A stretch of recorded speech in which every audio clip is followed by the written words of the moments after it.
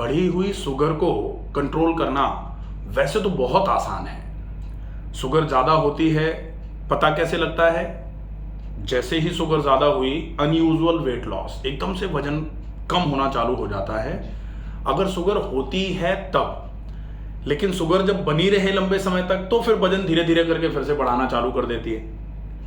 एक होता है delayed wound healing. Delayed wound healing का मतलब है कि अगर शुगर में किसी को घाव हो गया तो घाव बड़ा धीरे धीरे भरेगा। इसीलिए शुगर के पेशेंट्स को बोला जाता है कि पैर का बड़ा विशेष ध्यान रखो, क्योंकि शुगर में अगर पैर में घाव हुआ तो डायबिटिक फुट हो जाता है, बड़ी समस्या हो जाती है।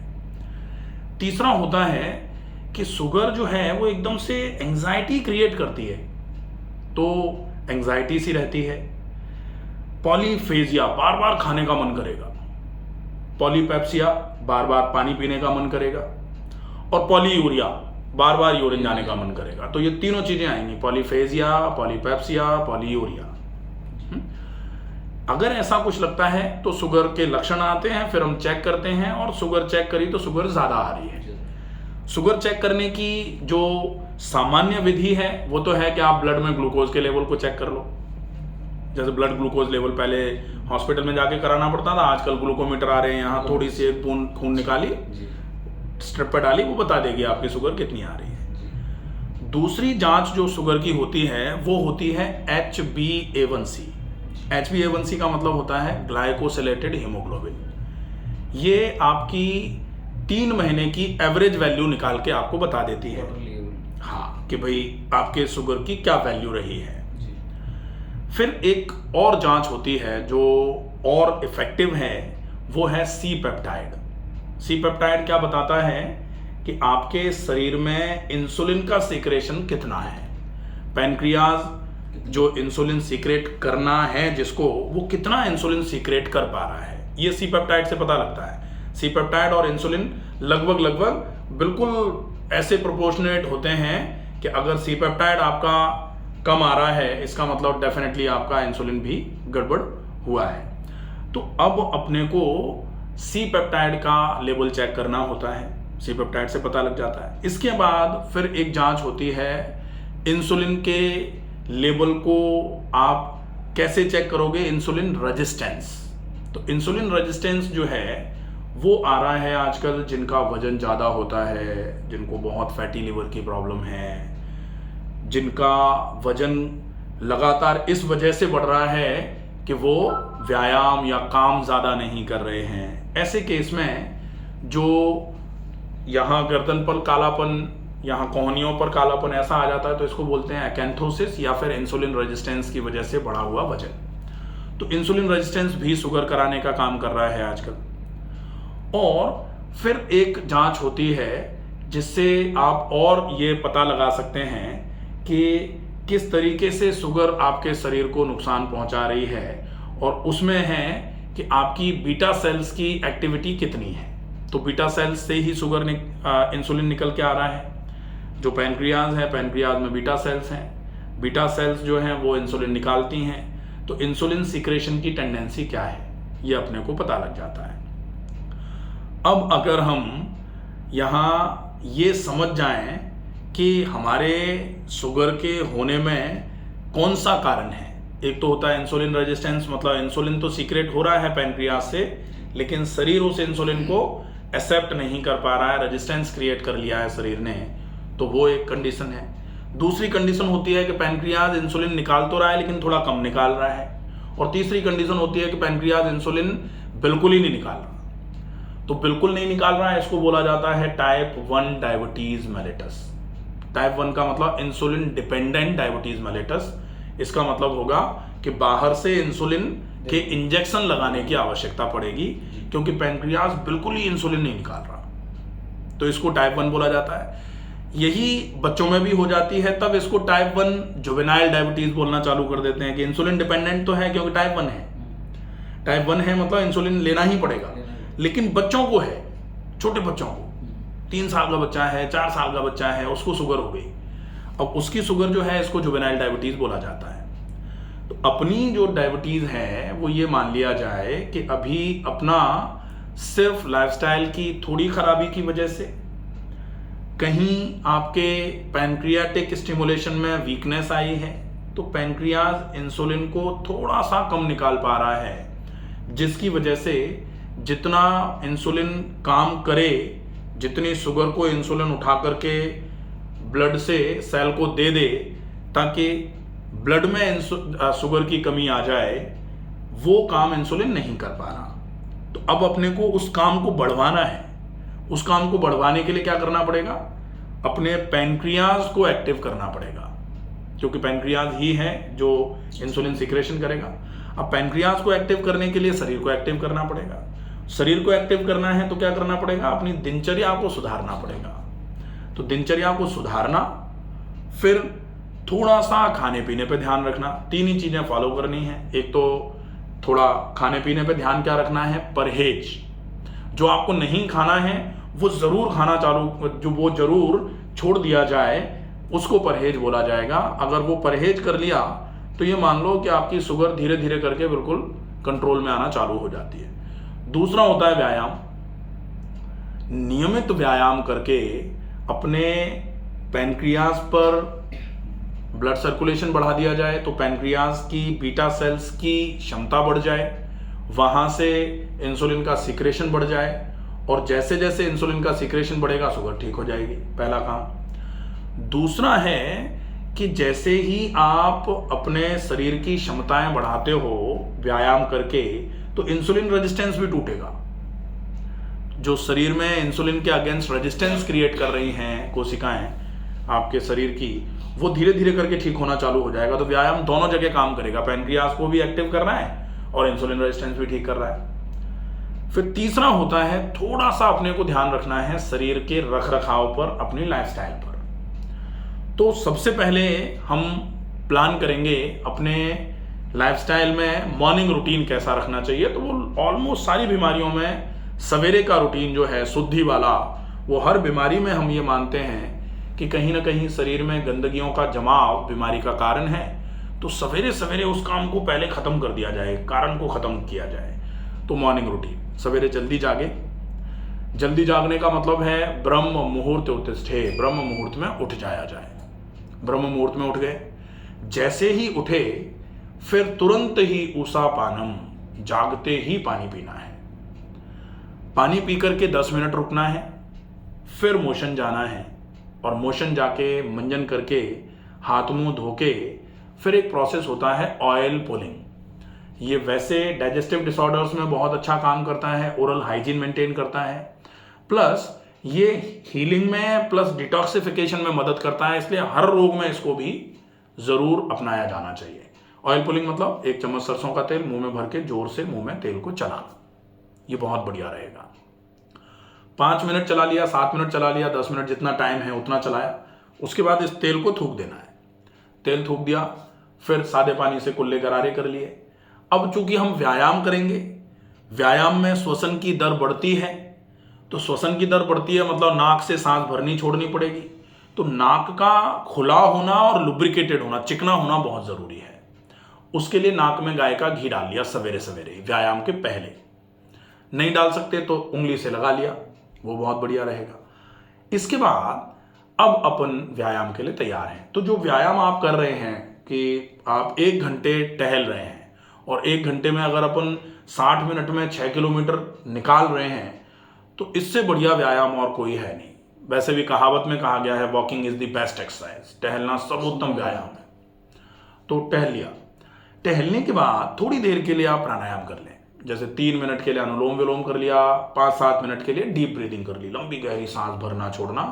तो यह आपके फेफड़ों को भी पूरे तरीके से धीरे धीरे करके मजबूत करना चालू कर देगी। फेफड़ों का एक्सपेंशन और फेफड़ों का स्क्वीजिंग, कॉन्ट्रैक्शन, दोनों चीजें इंप्रूव हो जाएंगी, बढ़िया रहेगी। ये करने के बाद जैसे ही हम फ्री होंगे, तब हम सवेरे सवेरे सबसे पहले व्यायाम के बाद कुछ खाने में लेंगे। अब वो खाने में लेने का जो काम है, जैसे डायबिटीज में एक वैसे भी प्रॉब्लम आती है, डायबिटिक रेटिनोपैथी, आंखों की कमजोरी। अपन जैसे कह भी रहे हैं कि आंखें थोड़ी गड़बड़ है, तो डायबिटिक रेटिनोपैथी इतनी जल्दी नहीं आती, वो लगभग 7-8-10 साल के बाद आती है।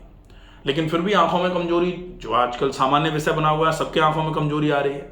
तो सबकी आंखों में कमजोरी जो आ रही है, उसमें आंवला सर्वोत्तम उपचार के रूप में उपयोग में लिया जा सकता है। लगभग छोटे छोटे आंवले हैं तो 4 आंवले, देसी आंवले जो आते हैं, और अगर बड़े आंवले हैं तो 2 आंवले का जूस सवेरे सवेरे आप निकाल लो। अब आप क्या करो, आधा खीरा और आधा गाजर भी उसमें मिला दो। तो कहा जाता है गाजर आम पपीता खाएं अंधेपन को दूर भगाएं, पुरानी कहावत थी।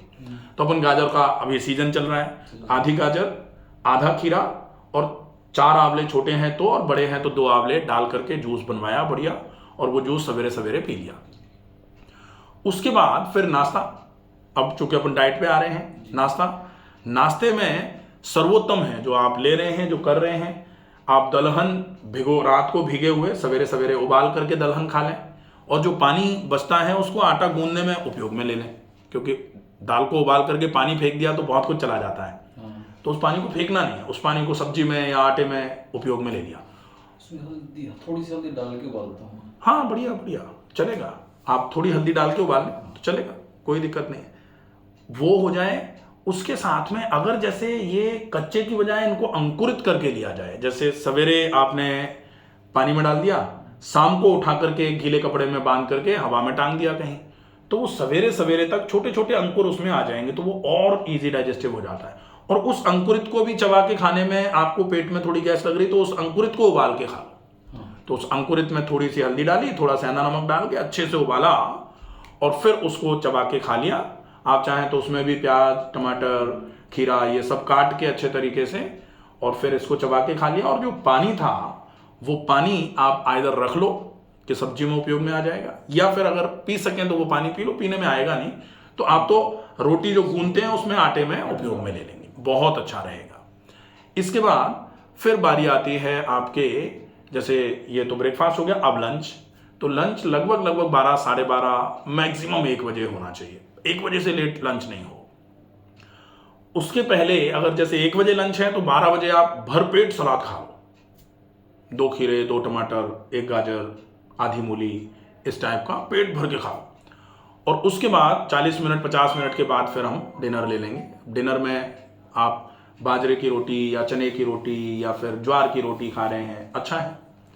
सब्जी की क्वांटिटी ज़्यादा, लौकी, तोरई, टिंडा, परवल, कद्दू, ये पत्ता गोभी, ये सब्जियां खूब ज़्यादा मात्रा में खानी है। दोपहर का हो गया।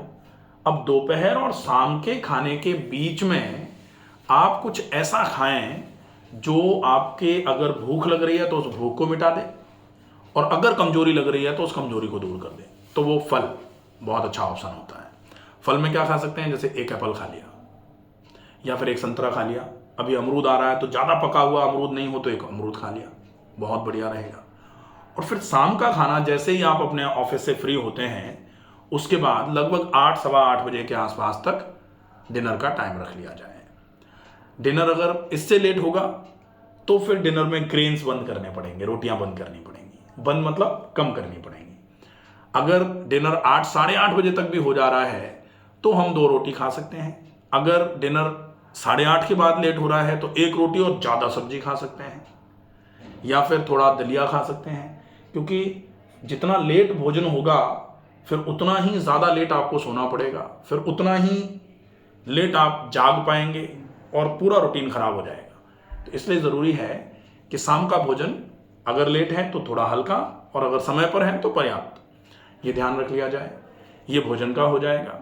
शाम को भोजन करने के बाद 15-20 मिनट का टहलने का प्लान ज़रूर रख लिया जाए, तो ये बहुत उपयोगी रूटीन हो जाएगा आपका। एक इलाज जो सबसे बढ़िया काम करता है डायबिटीज़ के केस में वो है पेट पर गर्म ठंडा सेक।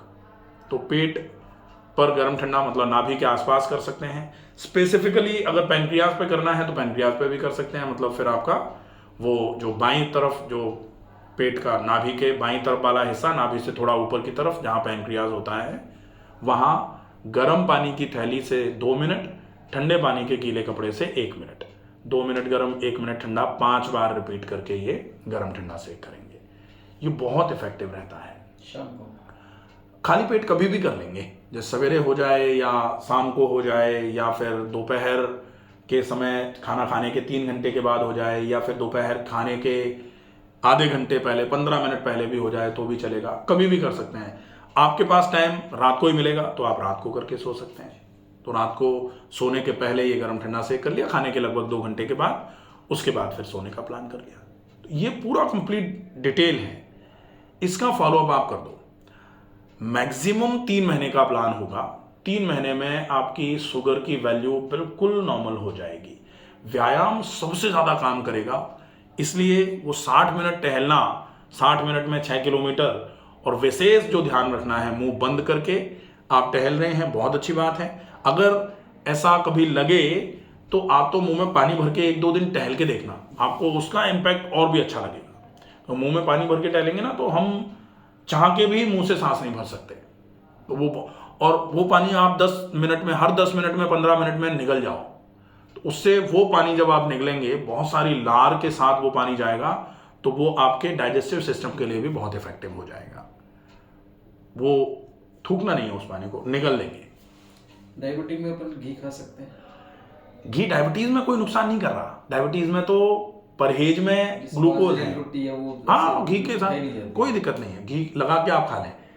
अब घी जो है ये बड़ा विषय इसलिए बना हुआ है क्योंकि घी जो हम घी के रूप में खा रहे हैं, क्या वो घी है? नहीं, वो अपने घर का है, तो आराम से खाइए। दूसरा, घी अच्छा भी है, तो भी अगर हम खा रहे हैं और व्यायाम नहीं कर रहे हैं तो वो घी नुकसान करेगा। तो आप तो व्यायाम कर रहे हैं जी, तो आपके लिए घी कोई वर्जित नहीं है, आप आराम से खाओ। कोलेस्ट्रॉल, जो फैटी लिवर सोनोग्राफी कराने पर आपका आया था, आपने व्यायाम शुरू किया, आपका वो अपने आप ही ठीक है। इसका मतलब ये होता है कि अगर घी खाने से लोगों के हार्ट में दिक्कतें आती तो हमारे सारे पूर्वज हार्ट की वजह से मर गए होते। जी जी, बिल्कुल। ये बिल्कुल सही है ना। लेकिन हमारे पूर्वज खूब घी पीते थे, खूब गुड़ इतना इतना खा जाते थे, उनको शुगर नहीं होती थी। और हमारे यहाँ तो खूब चलन चलता था कि जो त्योहार होते थे उसमें घी और गुड़ ही खिलाया जाता था। जी जी, कि घी और गुड़ भर दो थाली में गुड़ और एक दामेले में घी करके और ले लो, खा लो। तो ये एक तरीके से चलन था। लेकिन मेहनत करते थे वो इसलिए पच जाता था कि वो मेहनत करते थे, और मेहनत भी वैसी वाली नहीं करते थे कि जूते पहन के सवेरे सवेरे दौड़ने जा रहे हैं ना। वो तो काम ही मेहनत का था, नेचुरल था। इतना काम था। और कोई ऐसा आजकल का स्थिति क्या है कि जैसे कोई अगर मेहनत कर देता है ना, 10 मिनट में पसीना पसीना हो जाए, सब पसीना पसीना हो गए हम, लेकिन वो 10 मिनट पसीना पसीना होना काम नहीं आएगा। वहां जो मेहनत करते थे वो पसीना पसीना 6-6 घंटे तक रहते थे। तो आप कितना भी खा लो, कोई दिक्कत ही नहीं आ रही थी। चाहे कैसी भी समस्या होगी, वो 4 दिन मेहनत करने से खत्म हो जाएगी। लेकिन 2 मिनट, 5 मिनट, 10 मिनट में एकदम पसीना आ जाता है और उससे हाफ जाते हैं और उससे बंद कर देते हैं उसको, वो नहीं चलेगा। तो कंसिस्टेंसी मेंटेन करनी पड़ेगी एक्सरसाइजेज में। जितनी कंसिस्टेंसी मेंटेन करेंगे एक्सरसाइजेज की, रोग, ये तो इसको हम जनरली वैसे राज रोग मानते हैं। डायबिटीज मतलब राज रोग। राज रोग मतलब जिन लोगों की जीवन शैली राजाओं जैसे, राजाओं का तो नाम खैर खराब कर दिया, नहीं तो राजा तो पहले के बहुत मेहनत करते थे, मतलब वो काम नहीं करते थे, लेकिन जो वैसे काम होते थे, वो युद्ध का अभ्यास कर रहे हैं, तलवारबाजी हो रही, तो मेहनत लगती है उसमें, तो वो खूब खाते थे, खूब मेहनत करते थे, उनका भी शरीर सही था। लेकिन राजरोग आजकल उस तरीके के विचार से है कि भाई पूरे दिन बढ़िया बढ़िया खा रहे हैं और पूरे दिन कुर्सी से हिलने का नाम नहीं है, जी जी, तो फिर वो बीमारी हो रही है। उस केस में डायबिटीज हो रही है, कोलेस्ट्रॉल बढ़ रहा है, हार्ट में प्रॉब्लम आ रही है, लिवर में प्रॉब्लम आ रही है, पेट की आंतों में समस्याएं आ रही हैं, कई प्रकार की बीमारियां बढ़ती जा रही हैं। तो उसको ठीक करने का सर्वोत्तम साधन यही है कि कैसे भी करके अपनी जीवन शैली में व्यायाम जोड़ दिया जाए। व्यायाम जोड़ दो, आपकी बीमारी खत्म ही हो जाएगी, बचेगी नहीं फिर बिल्कुल। ठीक है। जी।